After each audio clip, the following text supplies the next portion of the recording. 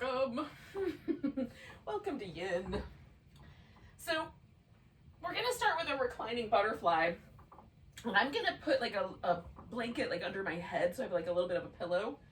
And probably like a yoga block or a pillow or something under each knee, because mine don't touch the ground. But if yours do, you can certainly just go with very little or any, if no props if you want. But if the laying down version does not appeal to you in any way, shape, or form, you can do a forward bending or even just an upright sitting version.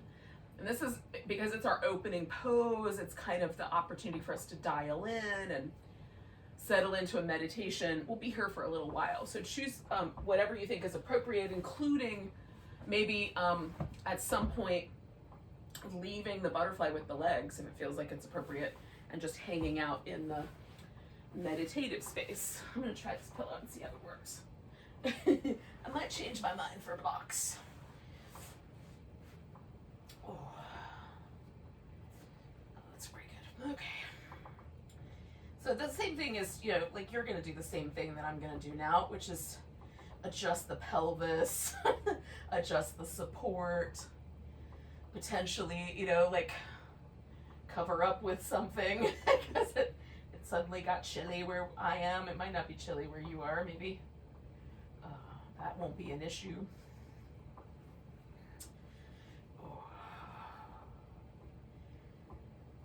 And then you can make a decision about how your arms are going to rest. Are they going to go out to the side, overhead, or maybe more like little goalposty, cactusy looking arms?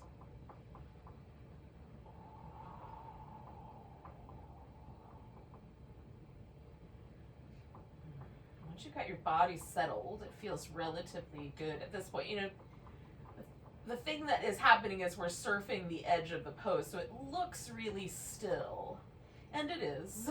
And there's some stillness to Yin, without a doubt. But there may come points where we need to back away from the sensation, or points where we need to go toward the sensation, depending on what happens. If it gets spicier, we go away. If it gets a little softer, you can't feel it anymore, you might go in a little more. So there might be adjustments along the way is what I'm getting at. But the rest of the time is just settling into the present moment, and maybe the present moment for you is doing a little sort of internal housekeeping, relaxing muscles in places that you carry habitual stress. Your face muscles or your jaw, or even muscles around the abdominal region or groins. There might be an opportunity just to listen to the sounds around you. Usually at this time of night, things are a little more quiet around me than they are during the day. There's no dudes out there like leaf blowing anything or that kind of stuff. Most of the people have come home from work, so not as much loud car engines, that sort of jazz. Maybe at your house there's other things going on. Sounds of family cleaning up from dinner behind you or something like that. So we're just in whatever environment we're in, and maybe making ourselves at sort of a part of it, a nice still point within that.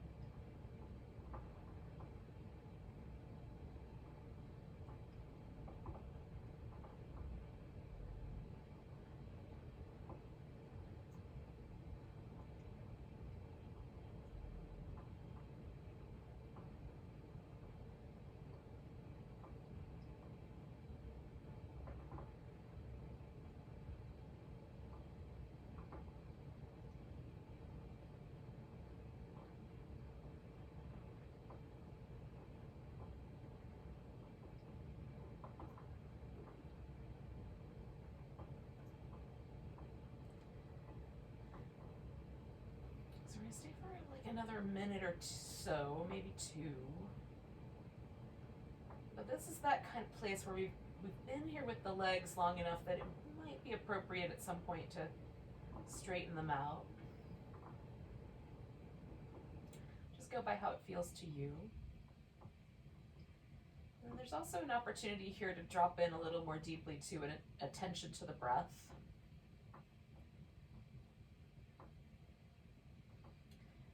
There's this really sweet kind of rhythmic movement that the breath creates in the whole body, a real fluid movement. And ultimately, Yin Yoga is really about fluidity. It might not seem obvious on the surface, but what we're trying to do essentially is encourage more fluid to be in the fascial tissue so that everything slides around under the skin and over the muscle a little more smoothly, a little more youthfully. Maybe is how it might feel. Sometimes that's how it feels to me.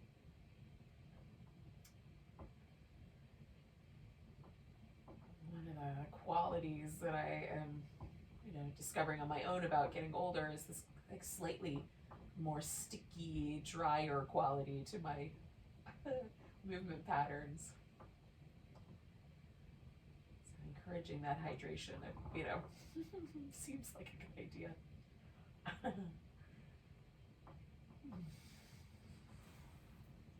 When you do get to the top point where you're ready to stretch your legs out into a different shape, and just pause there for a moment or add some movement. So sometimes for me, little like ankle circles feel really nice, or pedaling the feet, or some windshield wipery moves with the legs. I'm going to do all of the above eventually.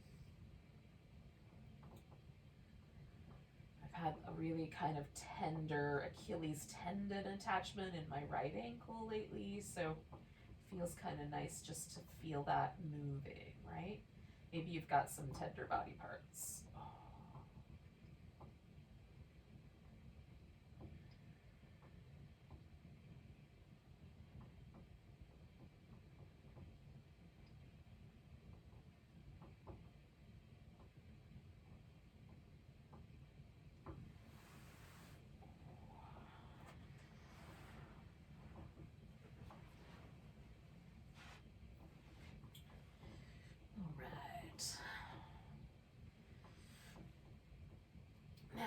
We're going to do a banana pose or crescent pose, however you want to think about it.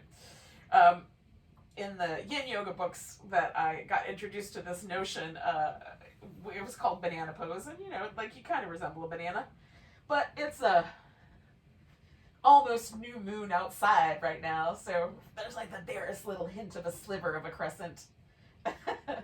If you can see the moon at all, given the circumstances. But so maybe crescent tonight is the way to go. So think about it in that way. So I've curved to my right, so my left side is the side that's stretchier.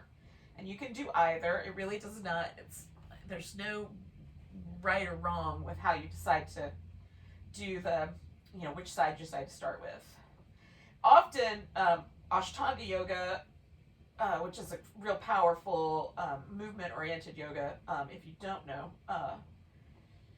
starts on the right side. Everything starts on the right side. So often, just to be contrary, because Yin feels like the opposite of Ashtanga in all the ways possible, I like to start with the left, but that is not exclusively true, and I have relaxed some of my adherence to that principle, frankly, because Yin is not a principle that you adhere things to, right?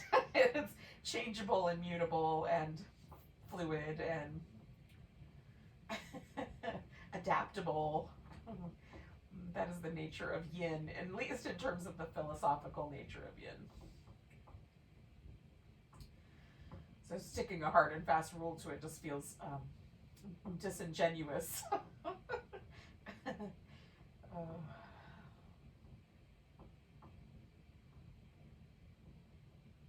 Been in a really Yin headspace all day today too, so I apologize for bursts of pseudopsychology and other things that might come out. Oh, the moon's in Pisces, friends. It might get dreamy from here on in. Now, I've been hanging out here for about a minute, and so I'm kind of in a space where I think I'm going to cross my left leg over the right one, see how that feels. Now, you can do that or not do that. You may have already done that. You can also experiment with like bent elbows versus straighter arms, or a different position for your head, maybe turning the head at an angle of some sort. And just see where we're going. So we'll stay for like another minute and a half-ish.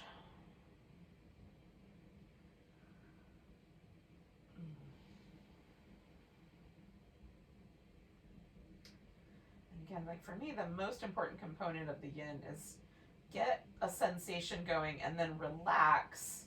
And if that sensation feels too sharp, like, you know, that's maybe a little too sharp, soften it so you can relax up against the edge of it without it causing a tensing up of the deep inner nervous system. That's what I'm going to call it. There's other words for that are scientific that I struggle with.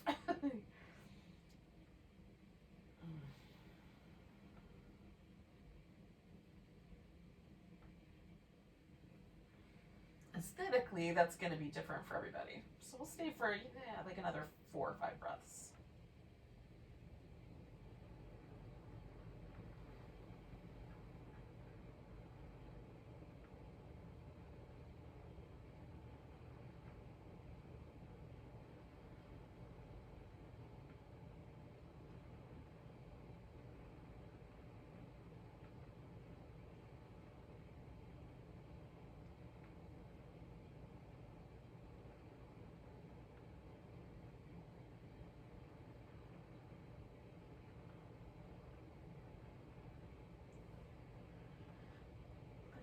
So I'm going to gently sort of return to a more neutral place. And again, sort of my inclination right now is to just settle at first, maybe with some little movements in wrist, ankles, toes, and fingers, and then add more movement as I go. But if your inclination is to move immediately, lean into your inclination. One of the things I think is really important and valuable about yoga practice is that it says lean into your intuition, right? It gives us permission to do what we think is intuitively correct, or at least my version of it does. So we get away a little bit from some of the dogmatic thinking and listen deeply within.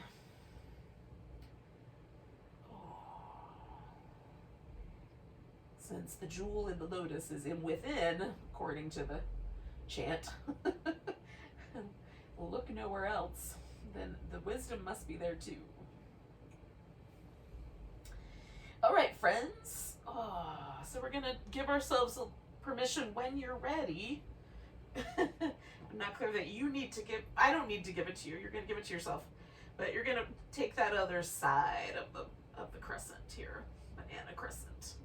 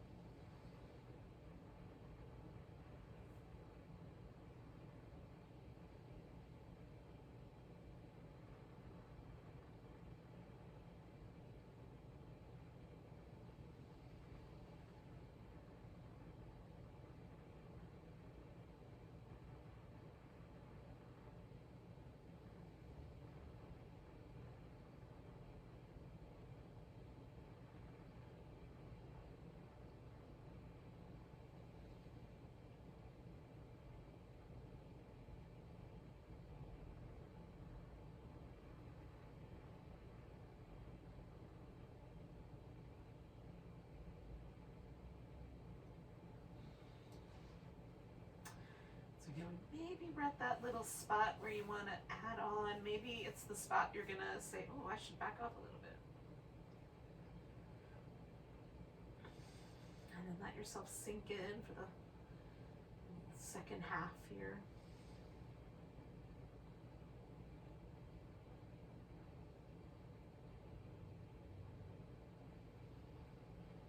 I love the interplay of breath with these side bends. It's so, and twists, it's so interesting.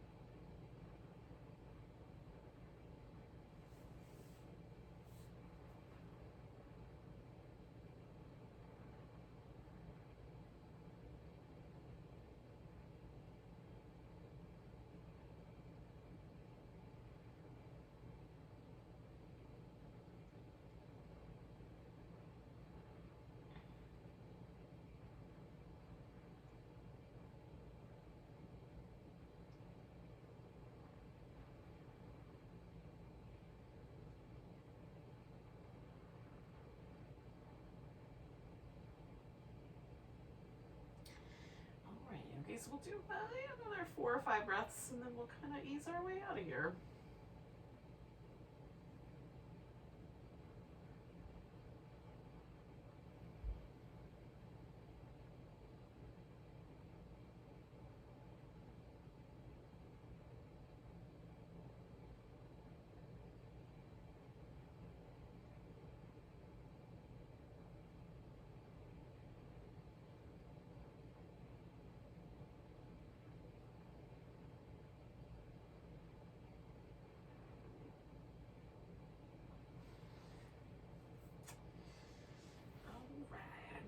Unwind my crescent here.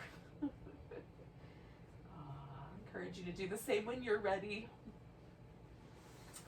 Now we're going to come to a seated position for a kind of a deep exploration into the outer hip. So we're going to start with the shoelace or the square pose. This is where you stack your legs up on top of each other, theoretically pulled forward. So we're going to end with the Swan Pose. So if on either end of that spectrum, or both, you would rather do something from here, like you could just put your legs up on top of each other just like that. And this might be enough sensation in your outer hips that you don't really need more, or even you can kind of prop the legs up on a piece of furniture or the wall, or hold on to them, whatever you think is right. So that is an option on this end of this, if you want to stay leg down for one more pose, or on the other end, or a little bit of both, because you could just do this one for the first one, and you could do something a little more like this, right, where you kind of hold on to one leg with the other leg straight, and that makes more of a swan pose happen. So if you want to do that on either or both ends, you can make that happen. I'll show you that while I was laying down. But if you're up for the seated version, then that's our next destination, is the seated pose. So take some, time to move around and then come to a seat when you're ready. If you want to do some little cat shapes or any kind of rhythmic fluid movement, do that, and then settle yourself into that seated position when you're ready.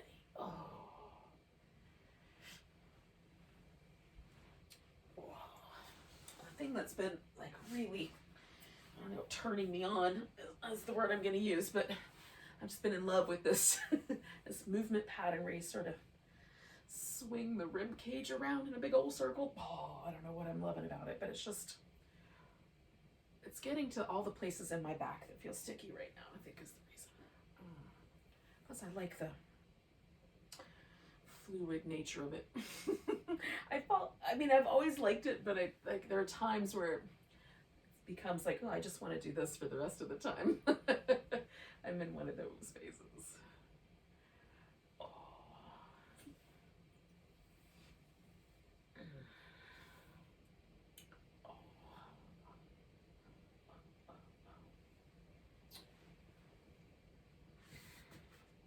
So for the next several poses, I will find myself using yoga blocks, a blanket, and probably a pillow. Just so it's softer on my elbows. So if you want to gather, if you know you like to have some props, gather some props. Have a drink of iced tea or whatever you got at your house. I've got strawberry basil tea at my house right now. It feels very spring. All right, so we're gonna create this either a square or sort of like your shoelaces, you know, they cross and make a triangle. So whichever one of those is the right one for you. Oh, I do the square with my ankle joint on another surface rather than this sweet little inner knee area, and then I fill in the gap left between this leg and the one on the ground. Sometimes the legs touch each other and there's no gap, and then that's fine. You don't fill the gap.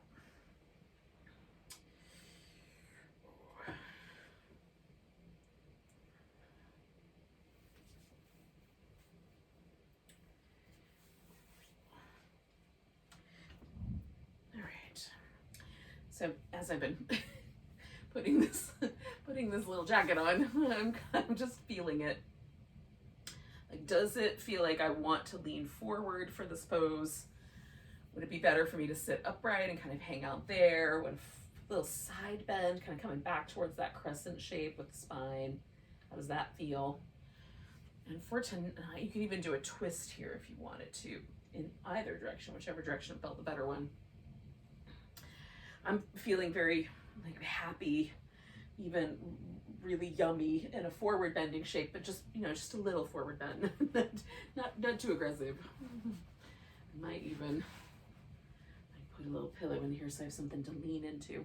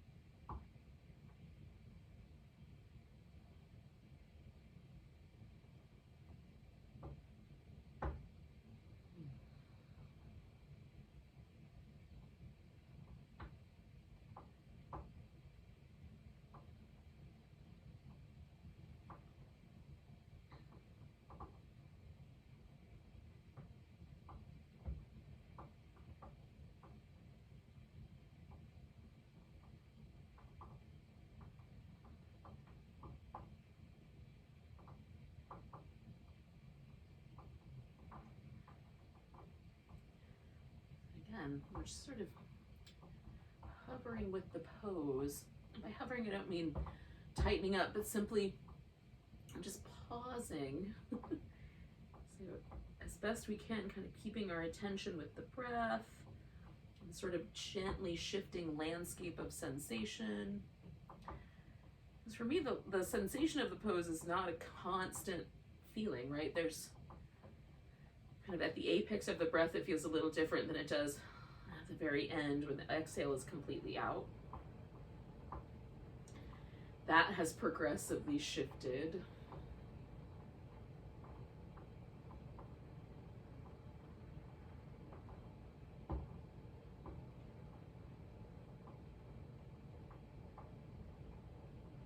So we're gonna hang out for about another minute here.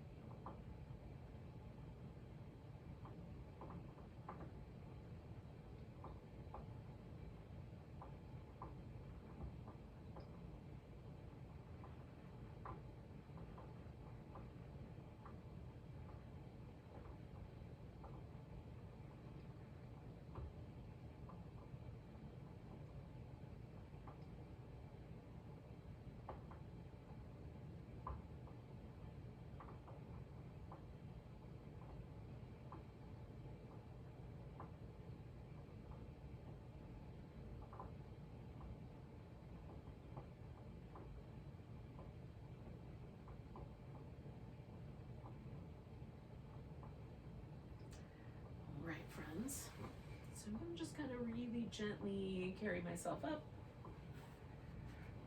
This top leg is going to wind up spinning around into a deer shape. And the deer gives us, again, kind of a spectrum of opportunities, not unlike the one we just did. So the legs can be in closer proximity. I really like this, like as close to two 90-degree angles, about 90 degrees apart from one another. It gives me the most kind of interesting internal rotation here with my hip, but not trying to push it further than it really is ready to go. For you, that might be not true. The angles might need to be different. You can kind of open the front of this hip and sort of lean over to the side, and that may take away some of that pressure from the hip socket, especially if that's really uncomfortable. You can lean forward in this pose. You can sit upright in this pose. So, you know, depending on where you place your torso, there might be more or less sensation in other places. So if I sit more upright, this lands a little more on this hip. If I lean more forward, it lands a little more on the front hip. Since I know I'm going to go after the front hip with my swan pose, which is happening after this, stay a little more upright for myself, maybe leaning slightly over here to this right side. So this is my left leg.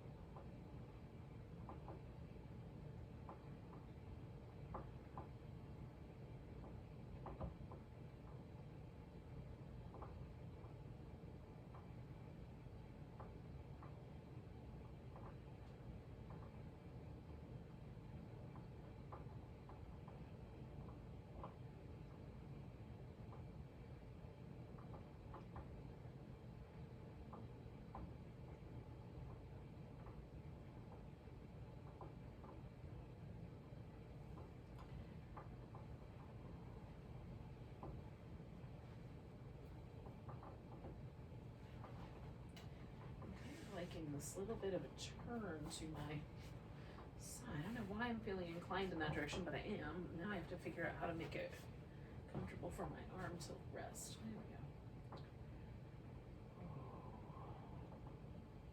we go. Modify as you need.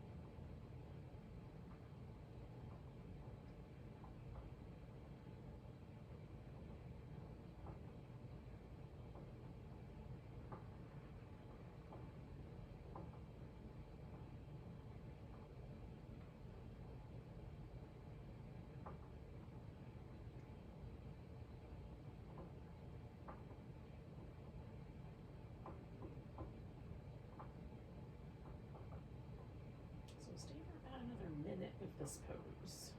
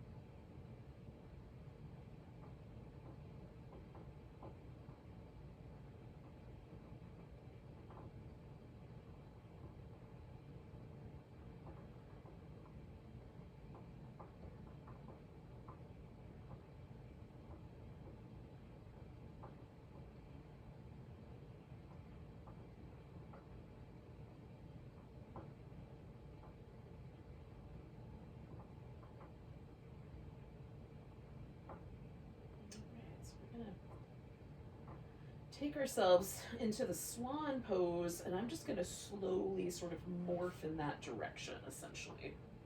I might have to do a little bit of a turn so I have room to sort of extend my leg back here. If you're doing the version on your back, you could do basically the exact same thing you did last round if you did that on your back too. Or, you know, one of the options that I demonstrated, or one that you make up on your own. Whatever you think is right. This leg can be bent a little bit more, kind of halfway to that deer, or it can be all the way straight. There's so many possibilities. I like to stay a little more back bendy, just because it gives it that different flavor, but you can take the back bend out by leaning more forward.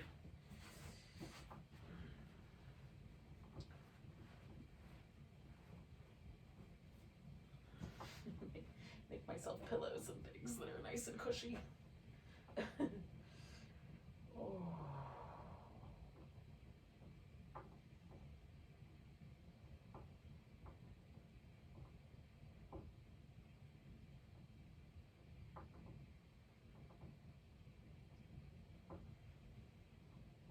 Now, of the 3 poses, this is the longest one, but I will give you some little landmarks along the way, little signposts, mile markers, if you will, and you can decide, you know, to take a little veer off the highway, go to a rest stop for a bit.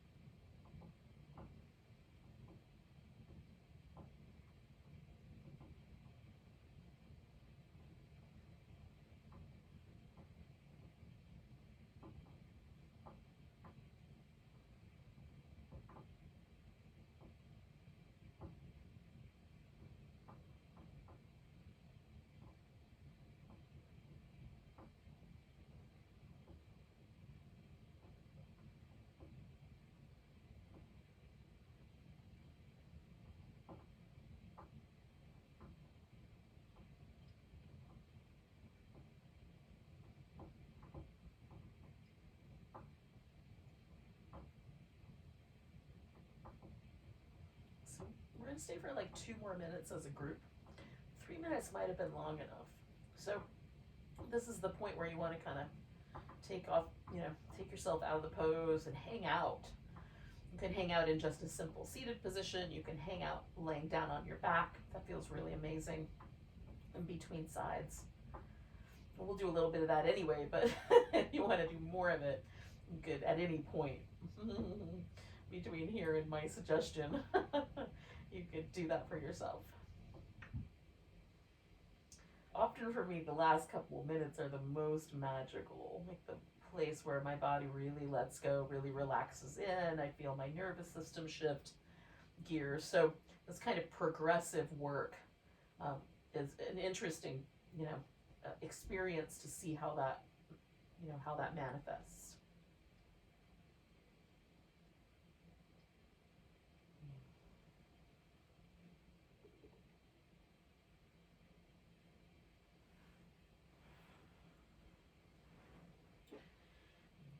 Just prop up a little bit more for the last minute is all. Just to change, a little change of scenery. Open the windows a bit. Stay with my aforementioned metaphor.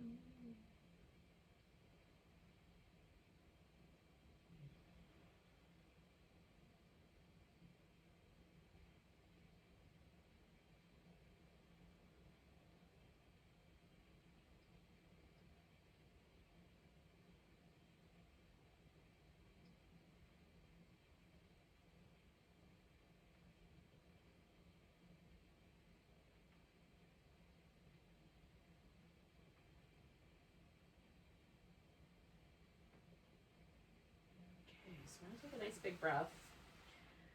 And I'm going to just lean a little to my right so my left leg can come away from the ground and come around. And then I'm going to stretch out in a big starfish shape. Legs wide, arms wide if I have room, given the furniture situation.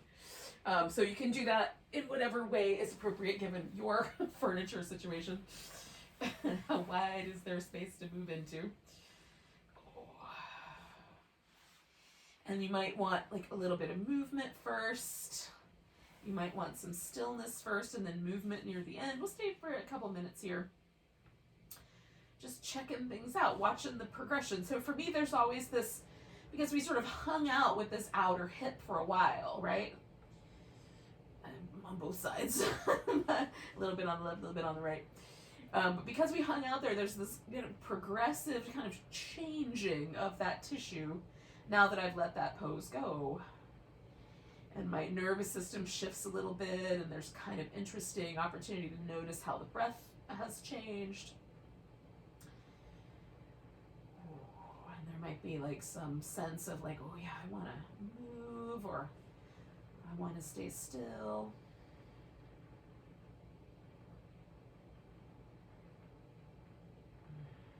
Sometimes there's little like effervescent sensations, little bubbly sensations. Sometimes sensation just feels kind of like a gentle, I don't know. You know, you stretch out like a rubber band and then it kind of slowly, when you let it go, kind of slowly goes back into the shape. Like that. It's just kind of slowly returning to neutral. A new neutral maybe, but neutral-ish.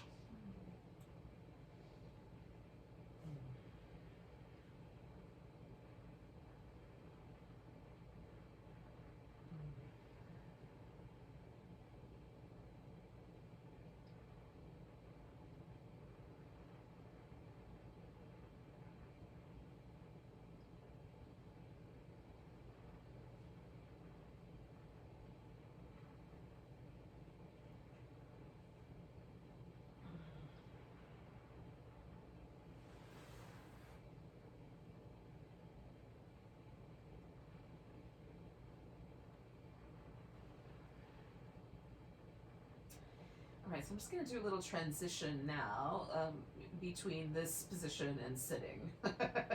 If you did the first pose or so on your back, you're already there. You can just put the other leg up on top or whatever version you did. Just so that you're on your other side. I am going to eventually come to that seated position, and again, there's an opportunity here to do some of those fluid movements, seated or kneeling or whatever along the way. And then just come to a seat when you're ready.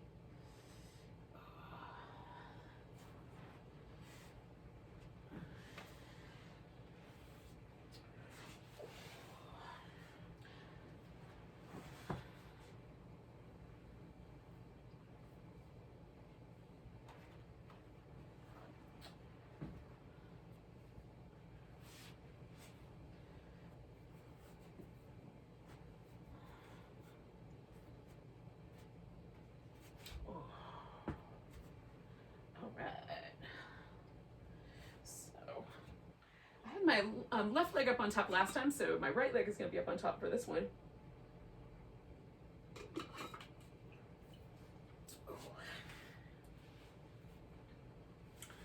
And again, I'm just going to kind of settle all the pieces here.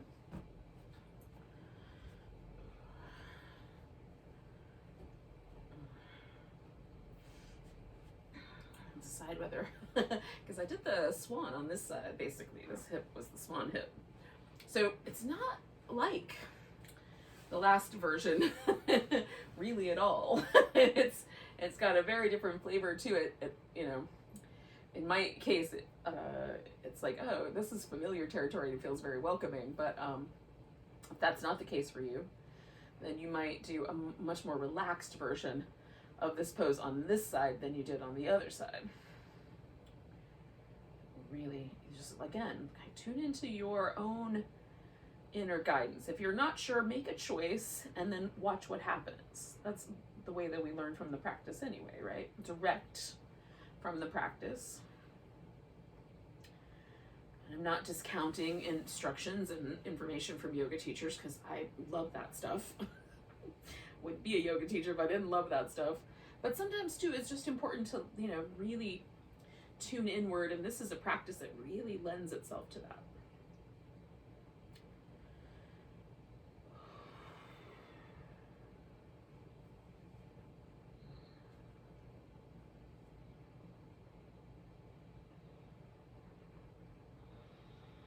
Again, we're still, seasonally, we're still working these liver gallbladder lines. So the outer hip, the inner thigh, the outer part of our, side of our head, the side of our waist, armpit, all this kind of sort of up and around the sides. At the very end of this, we'll do this great little 3-point massage that I'm really into right now. That's great for springtime and then also other times, but it's especially lovely for spring.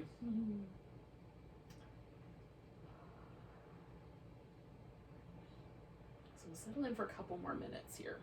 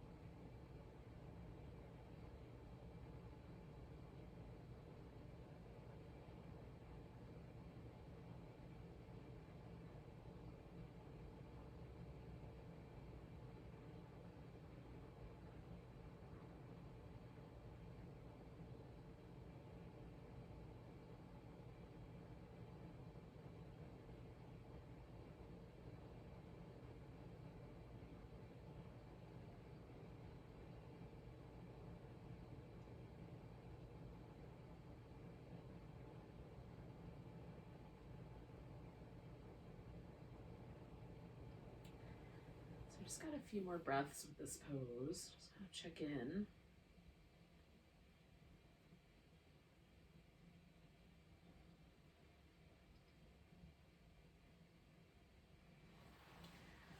So I'm going to use my next inhale to come all the way up. It's going to fill up with air as I change the shape, and then, that guy's going to come around.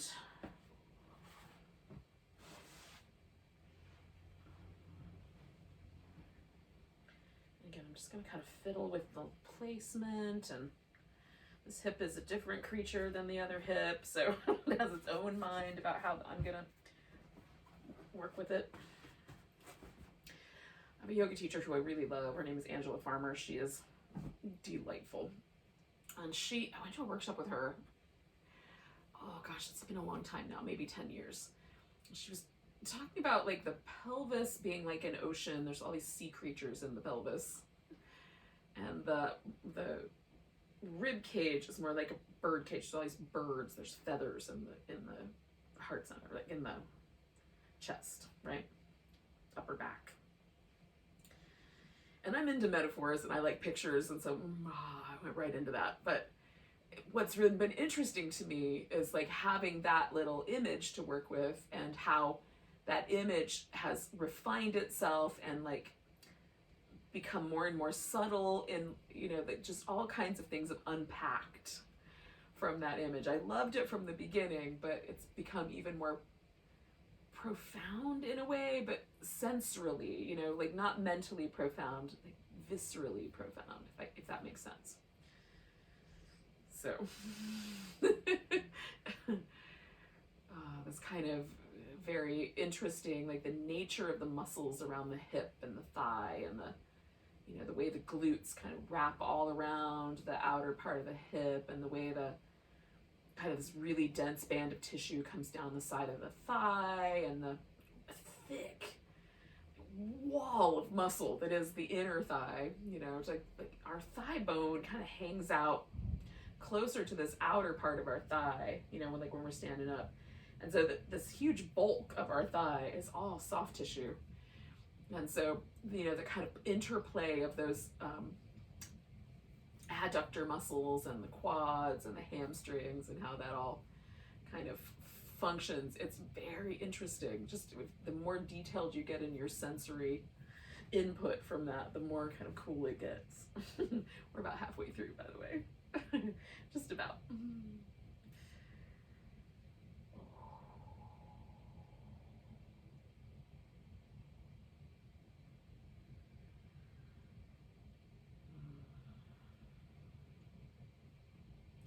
And I really notice the interplay of that, the way muscles kind of glide around on each other and stuff like that.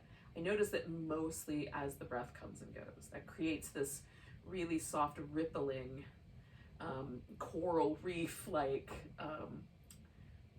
movement that, you know, is happening within a still pose. The human body is never still, y'all. So we're kind of, the nature of the, you know, if you get a piece of coral out of the ocean, it's very hard and bony. But in the ocean, it has all this, you know, fluid movement to it. It moves more like a plant, even though it is not a plant.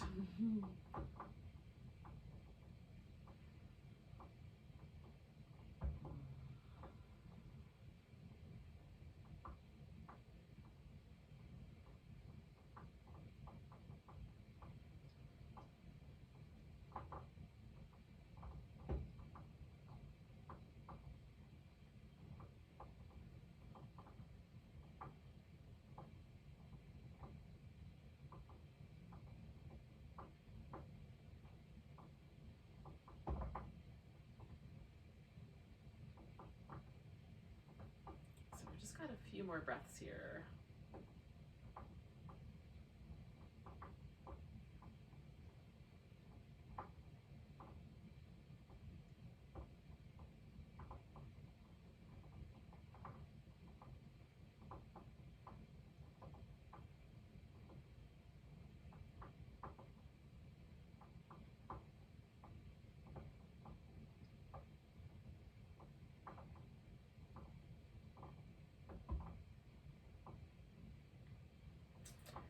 So from here, I'm gonna slowly morph into my swan. Again, I'm gonna slightly re-angle things so that I can straighten out my back leg and have room for that.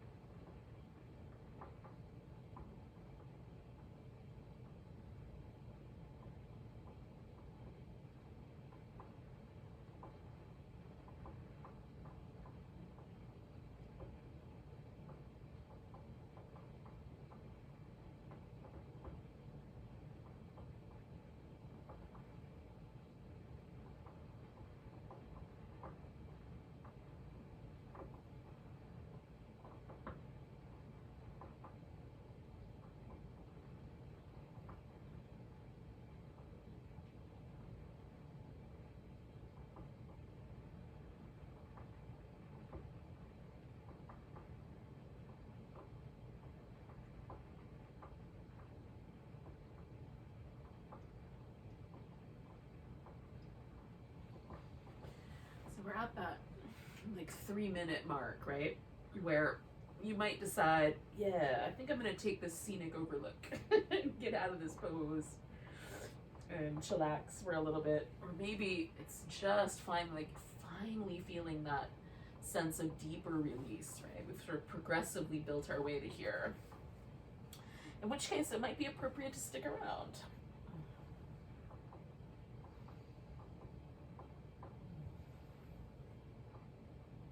Try to listen to the guidance that's coming from these kind of, oceanic bird, avian kind of places, as opposed to just what's happening up here. Although there's merit for there too.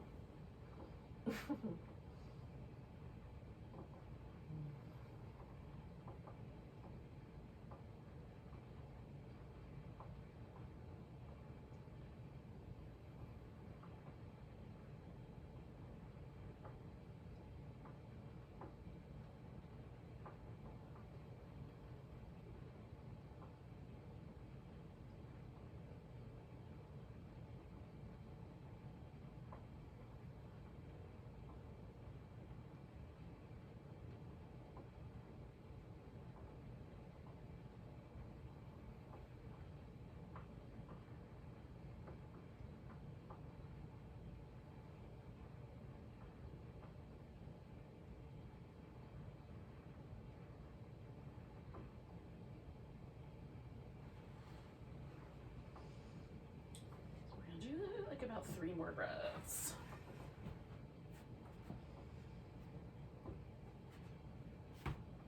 And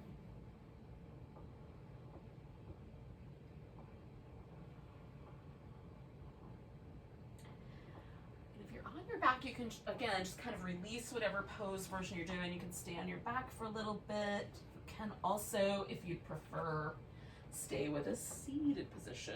Just kind of give yourself a chance to feel that out.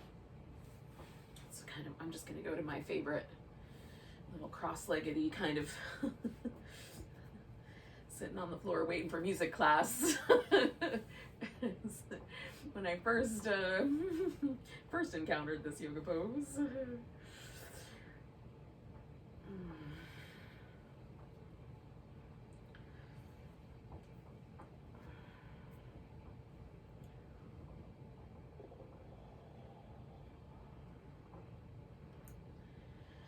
Sort of notice that's this tissue that lives in this outer hip, outer side of the waist, kind of down the thighs, maybe all the way to the ankles or the little pinky toes, maybe all the way up to kind of the armpit, side of the neck, depending on how that went for you. So we're going to do one more pose that kind of wraps us back around to the inner thigh, and that's going to be a wide angle forward bend, dragonfly pose. It's called in the yin world. Now, if you would prefer, because there are people for whom when the legs are fully abducted out to the side, the pelvis wants to go backwards, you can elevate the pelvis. If you sit up on the edge of a pillow or a blanket, it will sometimes tilt it forward for you. You can slide right to the edge so it does kind of lean out over the chasm of the pillow or the blanket that you've got. But you can also do this as a legs up kind of pose. So you lay on your back and, having the hip bent at this exact same angle, this 90-degree relationship-ish. You could put your legs up on the couch or up on a wall or on the side of the bed, whatever will kind of appeal to you or work for you. We started with the kind of inner channel. We're coming back around to the inner channel, essentially. And I don't, these days, the beginning of my yin explorations, however long ago that was, 20 years ago, not quite, I would go as far apart as, I just right up to the edge of my joint there, but now I'm a little more conservative. I don't go all the way. It just doesn't feel good anymore to slam my bones into each other that much. So I give myself a little bit of soft tissue room. There's still going to be an inner thigh stretch for me, so as soon as I tilt forward, it's there. So there's no real reason to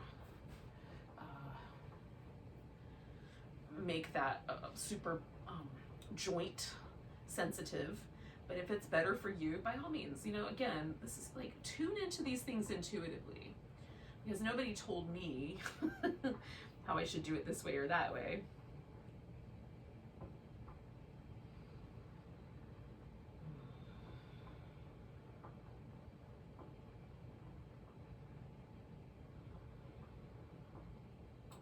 I just made a decision slowly over time that I like this version better, you know.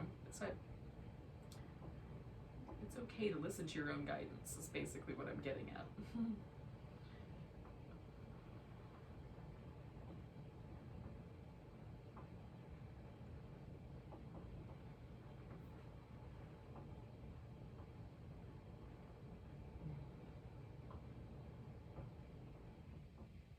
Now the outer channel is the territory of the gallbladder meridian, and the gallbladder and the liver are the organs of the wood element, which is the element of spring, right? This is all Chinese medicine influenced, you know, through my filter as someone who has not grown up in that tradition. So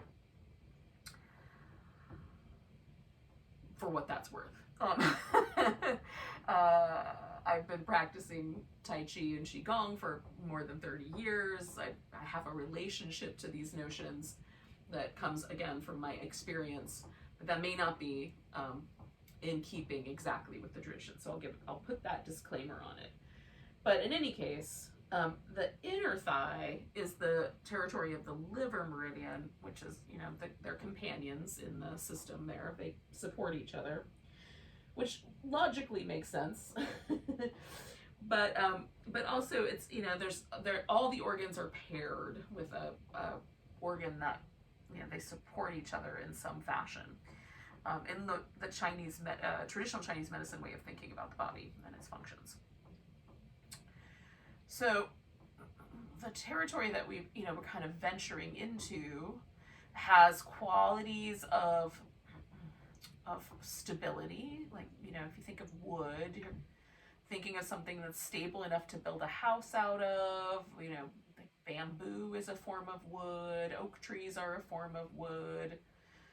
You know, weeping willow is a form of wood. They all have slightly different levels of flexibility and strength, but those two qualities, this kind of quality of flexibility and the quality of strength and resilience, are qualities of the wood element. And then there's a little bit of so it kind of combines a little bit of earth and a little bit of water and a little bit of air.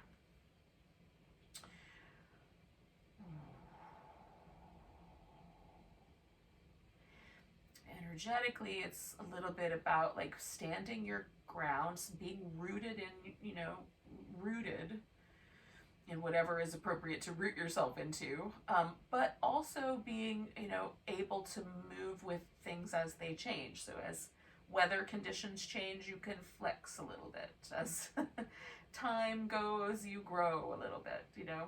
Trees, if you wrap something around a tree and leave it there long enough, the tree will just absorb it as it grows and changes. And if there's a vine that wraps around a little young tree when it's growing, it will grow in this kind of spiraling vine shape. So there are some implications there, just, you know, energetically at this time of year. Can we be stable and rooted and also bend and form and shape with the way things are now, right? So I think these are cool questions to ask ourselves in the like emerging from the pandemic maybe world.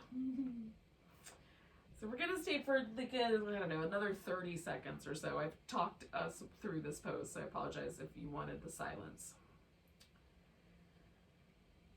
Give it a few seconds of silence.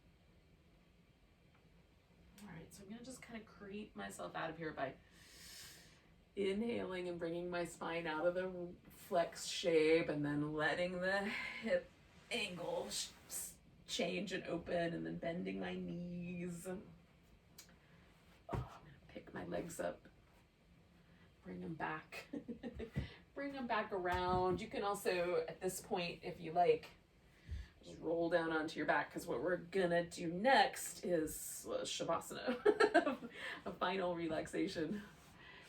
If you would prefer to do something else for your final relaxation, like throw your legs up over a chair or over the couch, or you want to put legs up the wall, like you can do that. If you did that for the V, you just want to bring your legs back together, that would be a nice place to land also.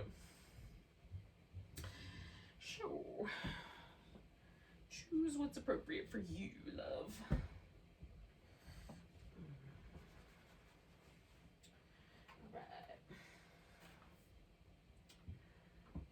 Do just a couple more of these little like waist circles, rib circles, get my bird cages moving.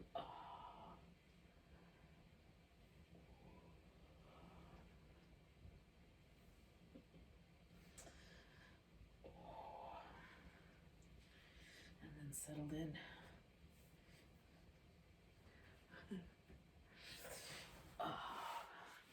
Now, you can go back to the like really wide V shape that we had, the starfish pentacle shape from the transition point between sides, or you can do the more traditional sort of a little closer to the midline corpse pose shape. Whatever you think is right. And you know, you can add layers of blankets or socks. I've got this little hoodie jackety thing I'm gonna tuck in around the edges here, keep everything warm and toasty.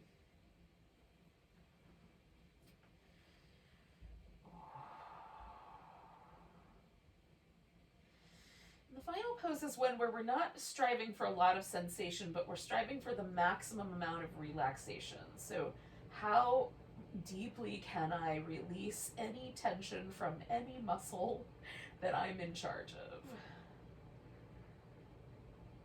Our fascia doesn't have any motor nerves running through it. The motor nerves are in the muscle tissue, right? That cause the muscle tissue to contract or release. But the fascia does have sensory nerves running through it. So the sensory data that we get might be coming from that, like things feeling relaxed, right? So the first part, of course, is to stop moving. After I get my props just right, I will do that. And then the second part is to, again, tune into that sort of more sensory notion of letting go of tension all the way through the outer body, so all the muscles and the places that wrap around bones. And then right down through the very center of the body, right in front of the spinal column, just everything there relaxes. Space behind the eyes, the deep kind of up, soft palate, throat, sinuses, even the neck and collarbone area that kind of opens around the front and top of the sternum. The heart center.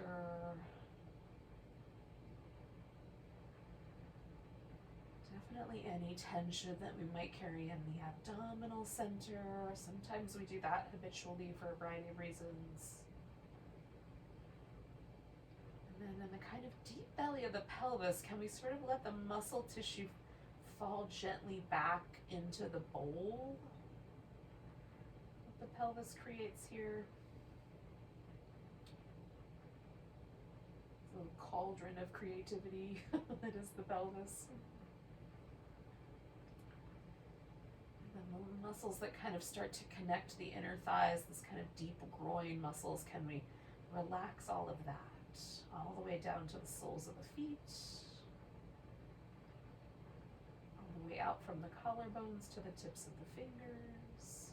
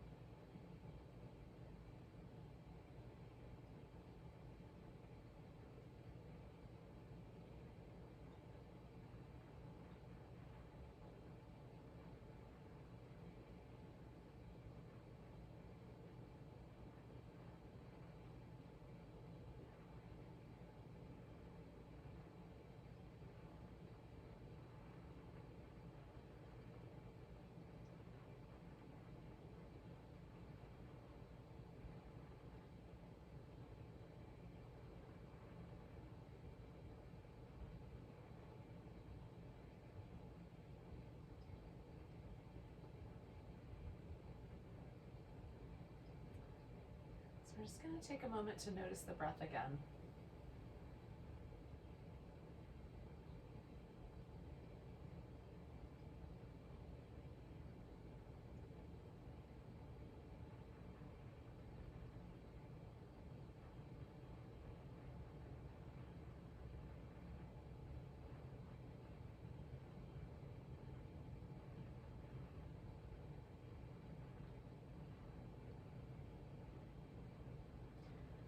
Nice big deep inhale. Let go with a big deep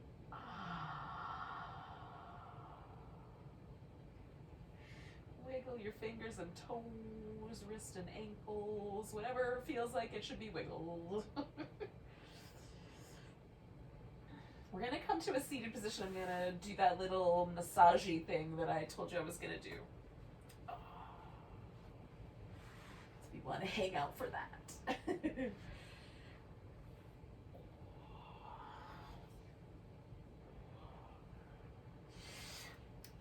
So the little massagey thing has several kind of different layers of potential benefits. So one of those is that it sort of helps fluid move in these areas, kind of works certain fascial lines and helps with some fluid movement.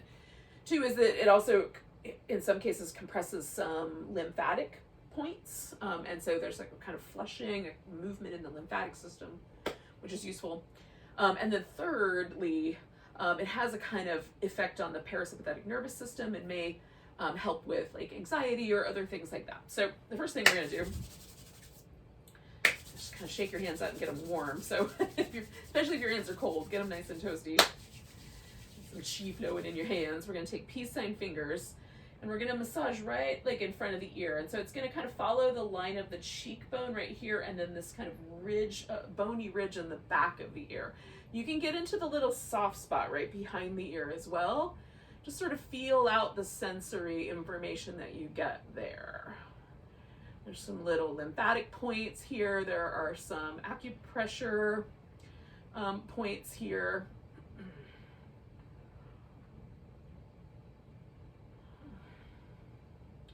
So if something feels too sensitive, kind of gives you the, too much of the chills, you can back off a little bit. And the kind of pressure that I use is basically like if I were testing out a pear to see if it was ripe, like enough pressure to feel whether that pear is going to have a little bit of give, but not enough to put my thumb into the pear. That makes sense. Okay, so then we're going to do it again. And get the hands warm, and in this case we're going to use a knuckle, so I'm just going to warm up my knuckles a little bit. So we're going to use these little index finger knuckles, and we're going to go over the eye. We'll do about 3 of those, maybe 4. And I'm on the little ridge just above my brow ridge. There's like a little dip there, and that's the spot I'm in. And then we're going to go under the eye, and that's on the bony part of the cheekbone there, not in the socket of the eye, right? That's a pretty tender spot. And this whole area can be tender, so you might just be kind to yourself. I'm going to do one more in this under, and then I'm going to go back and forth. So over and under. And this one sometimes also helps if my eyes are kind of puffy when I wake up. Doing just this little motion will sometimes cause that fluid to move out of my eye area. And again, just really gentle. We're not trying to be bullies here. Let me do one more. Okay. And the last one, we're going to get the hands warm again, just kind of shake them out. The last one is a massage. We're going to massage kind of up the spine to where the last neck vertebrae meets the skull, and then kind of under these little ridges on the back of the skull, this occiput area. So this area in Chinese medicine is called the pool of wind. I'm trying to come up with the right body of water. Pool of wind. And it's thought to be an area where qi can sort of stagnate. And in terms of the Western medical take on it, this is a vagus nerve stimulating massage. And for some people, it will stimulate an appropriate relaxation response. So the face, the sides of the head, the back of the neck here. All are places where the parasympathetic nervous system intersects with the surface tissue of our body.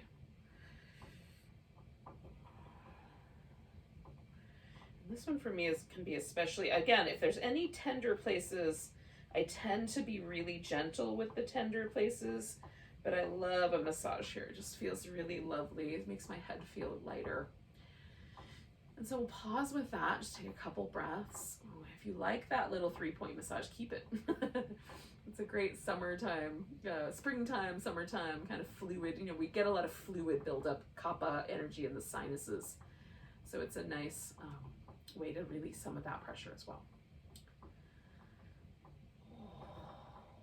A nice big breath. Big deep sigh. Namaste, friends. Thanks for joining me for some yin with extras.